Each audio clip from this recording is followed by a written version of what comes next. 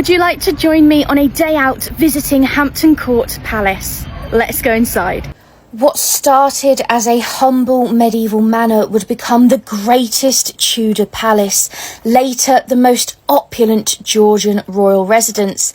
And thanks to Queen Victoria, we get to enjoy Hampton Court Palace today. In 1514, Cardinal Wolsey leased the site to build a private country retreat.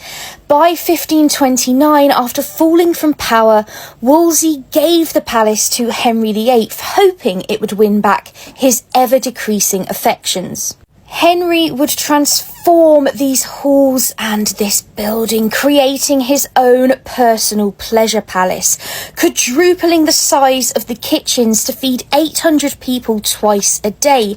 All 6 of Henry's wives would spend a significant portion of time here. In 1603, Shakespeare and his company would put plays on in the Great Hall for James I. James would later hold a conference here, which would lead to the infamous King James Bible. In 1689, William III and Mary II hired Christopher Wren of St Paul's Cathedral fame. He would slice this palace in half to rebuild and modernise it, creating what you're seeing here, the most opulent Georgian wing. This is actually the skeleton of the windows from the chapel that were here before Christopher Wren, and truly, what a magnificent thing to see. I was blown away. Hampton Court would act as a royal residence all the way until 1760, when George III would abandon it in favour of sites such as Buckingham and Kew. The palace was divided into something called Grace and Favour apartments. These were dwellings granted by the king to aristocrats and people who served the crown. In 1838, Queen Victoria finally opened the sprawling gardens and state apartments to the public for free, and the rest is history. If walls could talk, the stories of Hampton would be endless. To name just a few key events in the history, Prince Edward, Henry's long-awaited heir, was born here in 1537. In 1541, Catherine Howard would go running and screaming for mercy down the corridor for Henry to listen. In 1647, Charles I would be placed under house arrest before his unfortunate demise. In 1986, there was a devastating fire in the King's apartment that burned the roof and crushed the chandelier. The chandelier was painstakingly rebuilt bead by bead. I cannot express to you how much information I learned on this tour. Gordon, my guide, was incredibly knowledgeable, and I feel like a sponge the history is so immersive and immense. I mean, there's just so much. Everywhere you turn, there's a door and a corridor and a staircase that leads to another room, an apartment. There is mystery and wonder. There is so much enchantment in these halls, and it's so not jarring, but it's incredible, because 1 minute you're in a Tudor royal palace and you walk through a doorway to the most decadent Georgian palace I've ever had the pleasure of stepping into. It truly is a one-of-a-kind treat, and honestly, you are walking a timeline.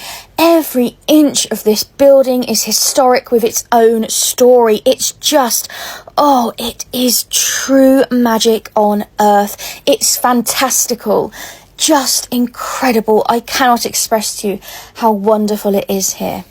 There are tapestries belonging to Henry VIII with the glitter and glimmer of the last streaks of gold and silver thread. Queen Anne had her opulent Danish tulip vases, her expansive china collection. Queen Caroline invented a pulley system to close and lock her door so unwelcome visitors couldn't interrupt her. There's the public dining table where people would come and watch the royals eat. There's the painted ceilings that were covered by Caroline for 100 years, perfectly preserving the masterpieces. William and Mary had planned to completely demolish Hampton in its entirety and rebuild it from the ground up in a more modern style. I am so thankful they didn't have the chance to do this. Fortunately for us, they just didn't have the finances, which means we get to enjoy the splendour. I can't think of another place on earth you literally walk a timeline like this. The gardens are equally stunning. This is the grapevine, which is the largest grapevine in all of England, and I actually saw some grapes, which was fantastic.